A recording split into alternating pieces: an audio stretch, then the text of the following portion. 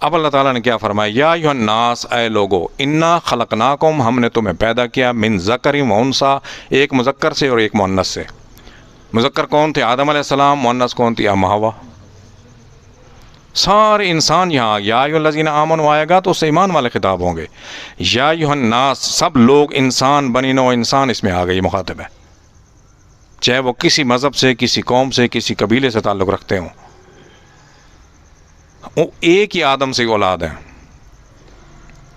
ہم نے کس سے پیدا کیا؟ انا خلقناکم من ذکر و انثی وجعلناکم شعوبا، اور تمہارے شعبے بنا دیے، پارٹیشن کر دی، تمہاری ذاتیں رکھ دی، درجے بنا دیے تمہارے، وقبائل، اور قبیلے بنا دیے تمہارے۔ اب قبائل میں بھی پٹھان ہیں، بلوچ ہیں، ان میں بھی پھر شاخیں ہیں، یہ شعبے ہیں۔ قبائلہ کا مطلب ایک قبیلہ ہو گیا، پٹھان ہو گئے،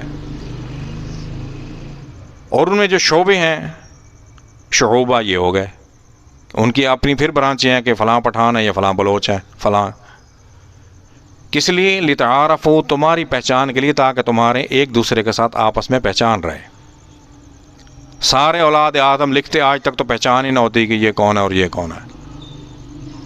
ان اکرمکم، لیکن اللہ تعالیٰ کے نزدیک عزت والا کون ہے؟ عند اللہ، اللہ کے نزدیک، اتقاکم، جس کا تقوی ہے، جو ڈرتا ہے، احترام کرتا ہے اللہ اور اس کے رسول کا، اور اللہ اور اس کے رسول کی تعلیمات پر عمل کرتا ہے۔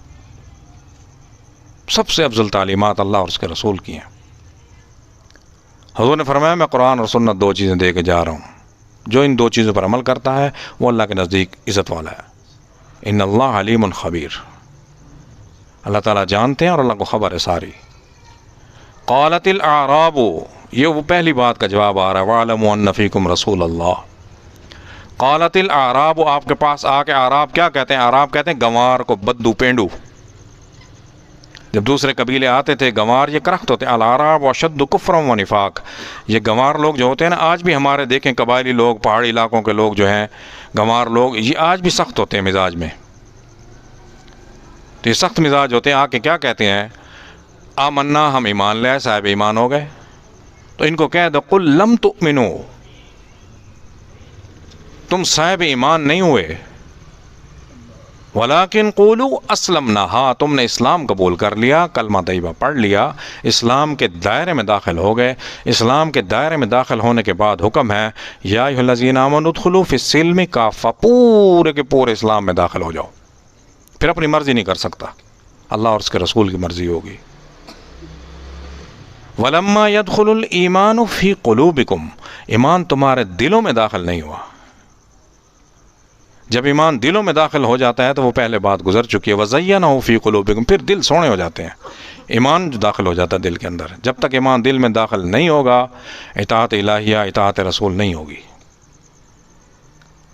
وَلَمَّا يَدْخُلُ الْإِيمَانُ فِي قُلُوبِكُمْ وَإِن تُطِيعُوا اللَّهَ وَرَسُولَهُ، اگر آپ اللہ اور اس کے رسول کی اطاعت کرو گے، وہی بات آ گئی، اطاعت کرنے کے کرو گے، لا يَلِدْكُم مِّنْ أَعْمَالِكُمْ شَيْئًا، اللہ تمہارے اعمال میں سے کوئی چیز کاٹیں گے نہیں، امتلا نہیں کریں گے، کٹنگ نہیں ہوگی کسی چیز کی۔ جو تم کرو گے تمہیں اس کی پوری جزا ملے گی، پورا ثواب ملے گا، دنیا میں بھی آخرت میں بھی۔